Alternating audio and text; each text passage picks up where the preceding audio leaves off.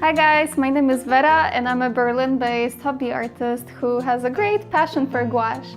So I invite you to my first Skillshare class, which is on how to paint magical portraits using gouache paint and colored pencils. So that by the end of this class, you'll be able to create something like that. A magical portrait of someone that you love, someone that you admire. It might be someone from the family or a celebrity. I will give you my fun and easy tips and tricks on how to harness gouache paint so that you're able to create a portrait of your own. They say that gouache is the sibling of watercolor, but I feel many get really discouraged too soon after their first trial and error with this medium. That's because gouache is a bit less known and it behaves in a slightly different manner than watercolor, for example. In my opinion, gouache has some really awesome properties that I would like to show you in this class.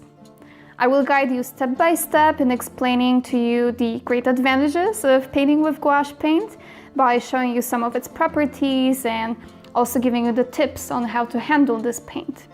We will also cover what materials I recommend most, from paper types to brands of gouache, anything that you really need for that project.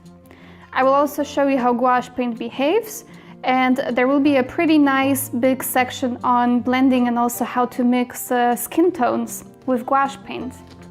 And finally, we will paint together a portrait of a person that is important to you. This class is for anyone who's just genuinely interested in gouache paint. Whether you're a beginner and you're just starting off, you want to learn the medium right from the beginning, or whether you consider yourself a more advanced user of gouache.